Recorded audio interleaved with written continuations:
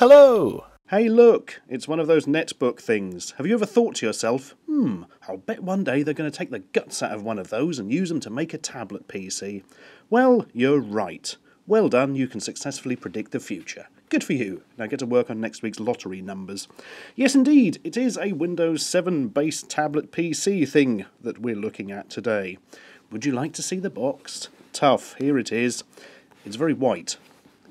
Could be described as plain, in fact. No branding or advertising here, they just want to get the product into your sweaty mitts. And look, a bit of Chinese writing. I have no idea what that says. Hopefully not Ashen is an idiot or something. Not that I'm arguing with that, but you know, it'd be a bit impolite. Right, what's inside? A tablet PC. Would you believe it? Let's put that to one side for the second and see what else is in. Not a lot is the answer. We have power adapter, yes, very important. And an interesting adapter, never seen one of these before. It adapts from the HDMI out on the tablet to Ethernet and VGA, which is quite a useful little thing if you want to connect to an old monitor. Also interesting that they've somehow hacked an Ethernet port through an HDMI connection. Must be using extra pins, or possibly dark sorcery. The only other thing in the box is this CDR containing drivers. Could prove very useful. Yes, let's move that to one side and look at the device, shall we? Immediate thing I noticed when pulling this out of the box, apart from the reflection of my lovely face, is that, yes, it's far better built than the other Android laptop. Let's start that again. It's far better built than the Android tablets I've been looking at. Much, much nicer, in fact. It's got these sort of hard, metally feeling plastic on the back, but everything is a lot more solid and there's no give anywhere around the whole thing. A lot of the Android tablets I've looked at, you could sort of push your finger through.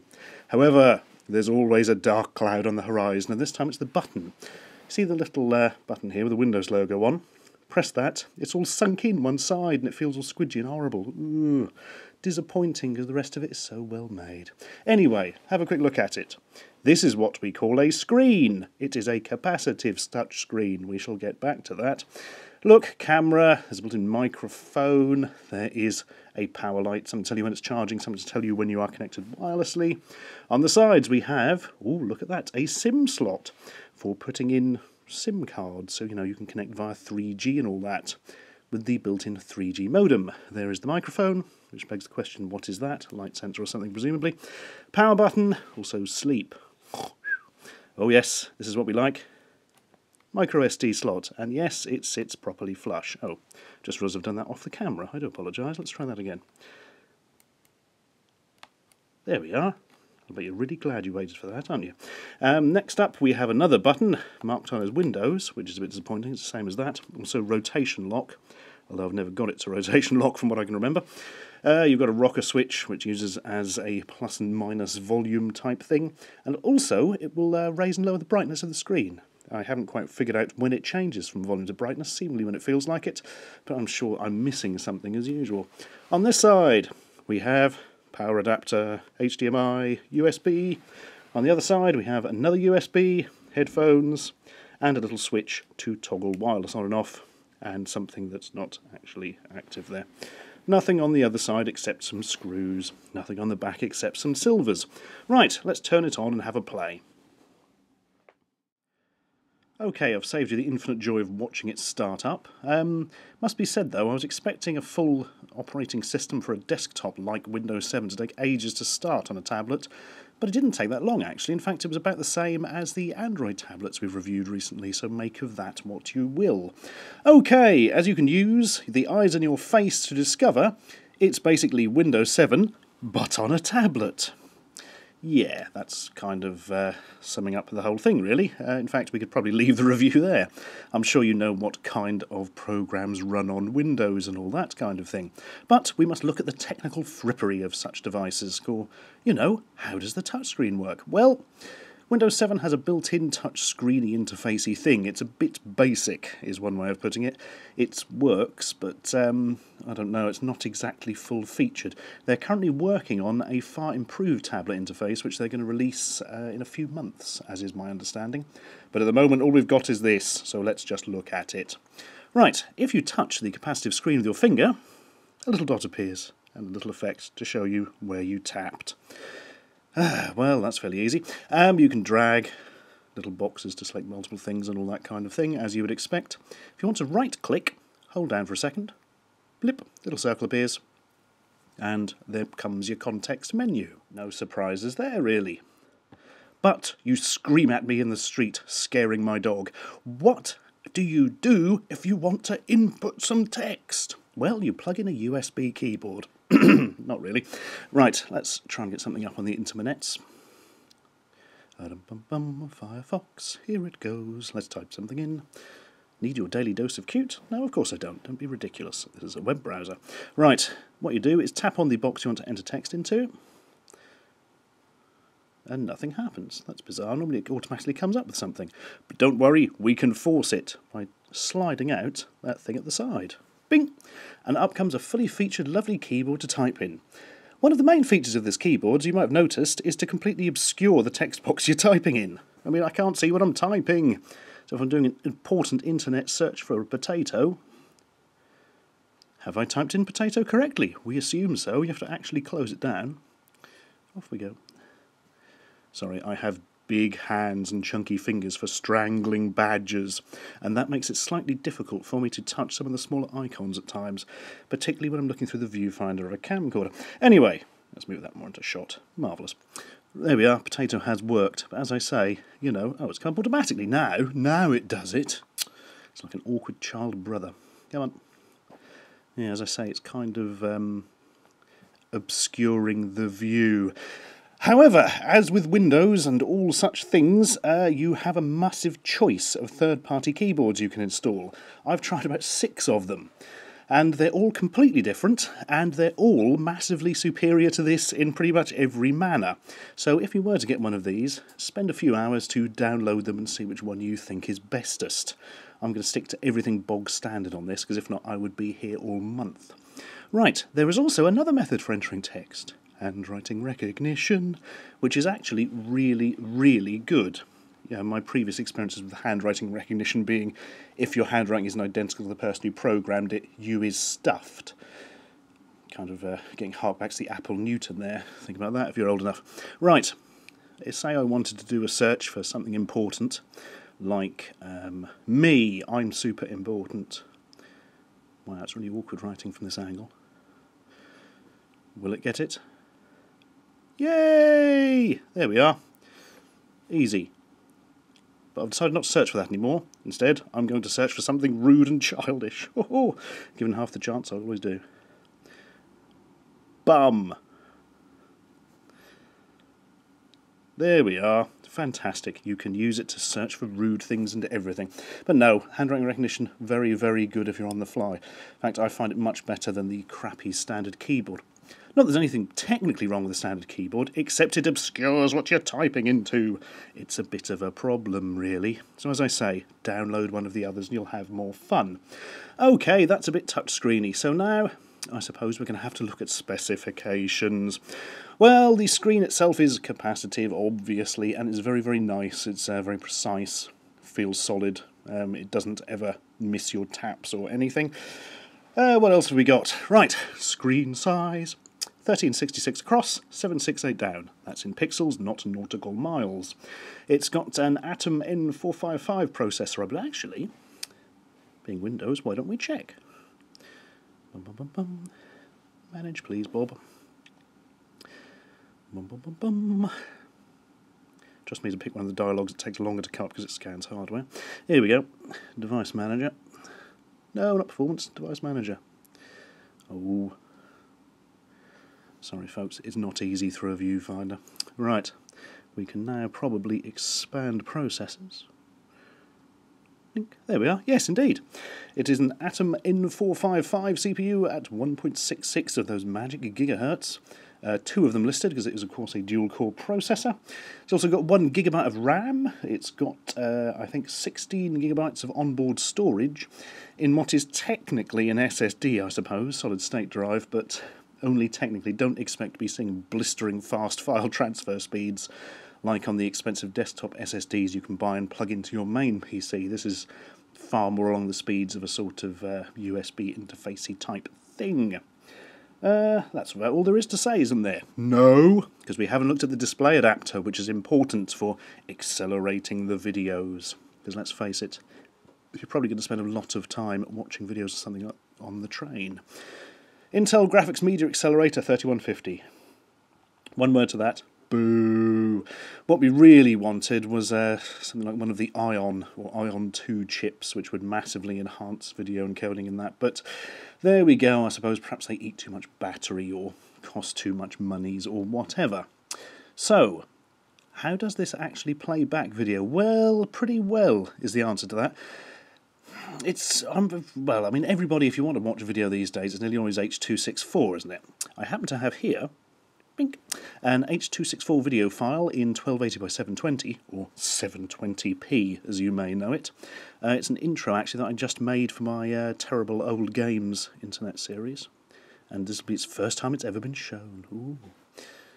Yes, I mean open with, no, drag onto that. Thank you. As if I'd want Media Player to play it.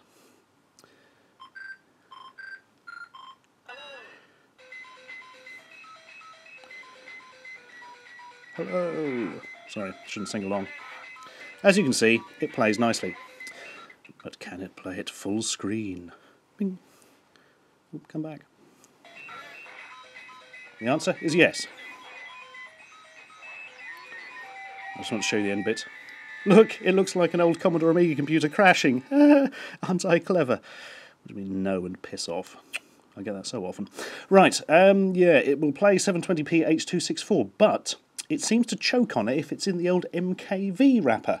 And as most people seem to transport their large video files in MKV these days, that's a bit of a problem.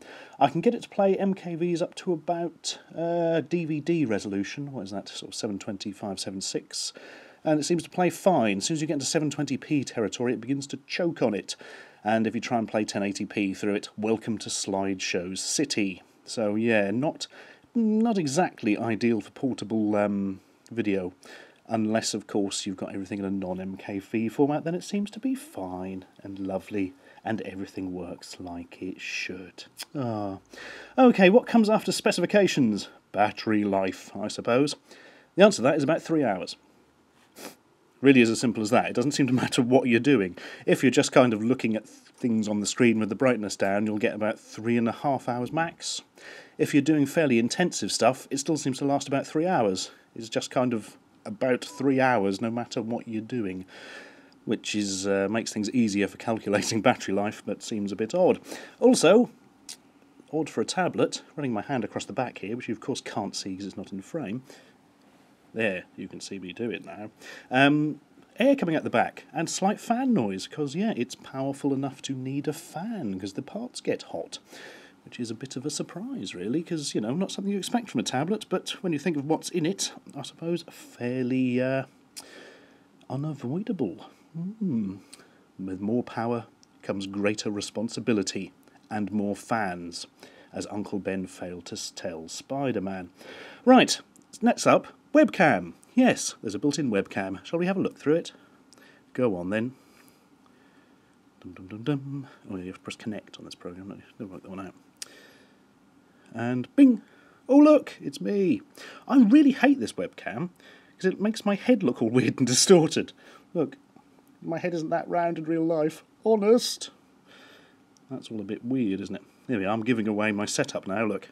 Camcorder, filter to talk into so you don't hear all the time. Actually, I wonder if I can go pop enough and hiss enough to make it go through the filter. Probably. I won't find out till playback. What a pointless experiment. Anyway, yeah, it's just a basic webcam, really, and the does a sort of half-decent job, and so does the microphone on board. You know, it's good enough to Skype people with, I suppose, if you are a Skyper, which is a bit like a Skyver, only online. Right, next thing, I'm going to mention a program, a specific program. Do you remember there was this really cool tablet PC concept doing the rounds called the Microsoft Courier? And it was like some folding book thing, and it never existed, because they never sort of really developed it that far, I don't think. Well, there is a program called Inksane, which is not showing here, so we'll have to do a search for it, which is kind of, well, they say it was something that was being developed for the Courier, Whether that's true or not, I'm not 100% sure. Oh, I put 2 eyes, look. This is what happens when you've got a rubbish keyboard. Delete. Get rid of that. Let's go through all programs. Really, I should have downloaded one of the third-party keyboards, but, I wanted to keep it pure for the review, yeah. InkSane, there it is. Clicky, clicky. There is no email program. Oh, yeah, because I never set that up. Don't worry about that. We ain't showing them that today, mate. Here we go. It basically looks like a bit of paper. Yeah, simple. And you can write things on it. Oh, it's a very childish day today. And, make notes of things and put images on it, and everything connects up nicely to your email, making it a really fantastically good note-taking service for the old laptops. Something else is interesting is you can lasso parts of it and then select them. However, it does seem to be a ludicrously slow lasso look. It's like a special effect from Tron or something. I don't know if this is... I can't imagine this is a problem with the tablet, because, it's fairly nippy as these things go. Perhaps it's doing something very clever that we don't understand. But eventually, after a few thousand years... God, if this takes any longer, the dog is going to evolve into another life form. Get on with it. Nearly there. Oh no, I overran a bit. Ah, there we go. It does actually select everything vectory, and then you can sort of move it around and do whatever, which is quite clever, but I have no idea why it takes so long to select.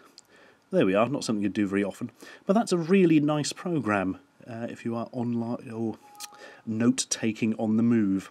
Of course, another really good method of taking notes on the move is a pen and a bit of paper, but let's not get into that argument. Goodbye, InkSane. Right. Well, I suppose now we have to do the infamous thing of throwing this on its side, going, ooh, the background's gone all red because it's been focused on the screen for so long, and comparing it to the iPad. Hooray! Because that's a really fair comparison, but it's got to be done. Yes, indeed, anything tablet-shaped has to be compared to the iPad by law, or a policeman comes around and smashes your knees with a special hammer they keep for that express purpose. Yeah, right. Well, the iPad is physically slightly smaller, screen slightly smaller, I suppose. And why are we talking technical things and avoiding the obvious elephant in the room? It's all about how you use it and the operating system. Windows 7, of course, is nowhere near as tablet-friendly as the iOS, which is kind of specifically designed for it. Well, you've got the massive bonus in this of it being a massively open platform in many respects, i.e. you can install and use almost anything, whereas an iOS you can install and use almost nothing. Also, of course, getting data on and off this is an absolute breeze, so just stick a USB thing in, whatever you fancy. If you just want to get a bit of video on to watch, it takes 10 seconds, whereas for the iPad you tend to have to convert it and spend the rest of your life mucking around with iTunes in the hope it doesn't destroy all the data already on your iPad. So yeah, that's sort of good in that respect. What is not so good is that very little tablet-specific software. In fact, that's why I made a point of briefly showing you InkSane, 'cause it's one of the few things there actually is for Windows, whereas obviously every single thing for the iOS is very much optimised for the experience. Again, is that going to improve massively when this new version of tablet-friendly Windows 7 comes out? That will depend, of course, on take-up from people who write software. But, of course, again, Apple themselves have a new iPad coming out this year with, I don't know, the current rumours are looking at twice the resolution, and it flies and, cures athlete's foot and everything else like that. So, what do you want? What do you want to do with it? It's so difficult. Oh, wait. We haven't got onto price yet, have we? Well, here's the thing. The price of this particular device is $400, which is about £250. If you want an upgraded one with 2 GB of RAM and 32 GB of memory, it is $460, or about £290. To be honest, I would probably recommend that for the small extra outlay if you are considering getting one. Something you must take into account for the price of this, though, the Windows 7 they stick on it, I believe, is only a 30-day trial, so you'll have to factor in the cost of sort of full Windows 7 for yourself if you are getting one. But still, that's an awful lot cheaper than an iPad in it. Mind you, 3 hours battery life, 10 hours battery life. What do you need it for? it comes down to that dreaded, pathetic ending again, where if you've watched this video and thought, man, I could really do one of those, then you probably could do with one of those. And if you've watched it and thought, what a complete waste of time, I wouldn't recommend getting one, really. It is as simple as that. Right, 2 specific examples. This has been great for me, because all I want is to be able to shove video onto something and take it with me to meetings and that, and, you know, maybe Google pornography on the train. I mean, you know, do important work on the train. So that's been very, very good for me. I wish the battery lasted a bit longer, but the fact that I can just shove video on and it works, as long as it isn't a high-definition MKV. Not that I produce anything in that format, but hey, you might want to one day. That's been very, very good. And the biggest surprise for me is I showed it to a friend who has no interest in mobile computing at all, doesn't have a laptop or a smartphone, likes to leave all that stuff at home. After about 5 minutes of showing it to him, I was expecting him to just sort of go, oh, that's very nice. He actually said, my God, where do I get one? How do I get one? I need one now. Well, the shop's out of stock, can I get one off eBay? Which really surprised me. And because, well, he had a really weird use for it. He's got it set up, right? Imagine this is his desk with his PC, you know, and his keyboard and all that stuff going on here. He's got it set up to the left of his desk on a music stand, just sitting there like that. Because as part of his job, he speaks to people on Skype all the time. So what he's done is he's clipped on this sort of HD webcam thing he has to the top, just has it sitting there as a completely separate computer. Somebody Skypes him, or, damn, I was going to mention the other program he uses for video chat, and I can't remember the name of it. Oh well, it's like Skype, but isn't. If somebody comes through on this, he just sort of presses the answer button and away he talks, without it interrupting what he's doing on the main machine at all. And also, due to the fact this doesn't draw much juice, he has it plugged into the mains all the time, and I believe he runs it overnight, seeding torrent files for sort of emulating old computers and that. And he's now looking into plugging into an external hard drive into it, and sort of using it as a file server around his house. It's just occurred to me, actually, he must have already plugged an external hard drive into it, because the one he's got has only got the 16 gig of onboard storage, so he wouldn't be able to seed many ROMs, would he? I'll ask him about that. Anyway, that's completely irrelevant. Let's take a moment to actually think about how nice it is to view comics on this screen using whatever comic reading software you fancy. Comics. So then, in conclusion, yeah, it's a really powerful and flexible tool, but a bit rough around the edges. A bit like a screwdriver with a spiky handle.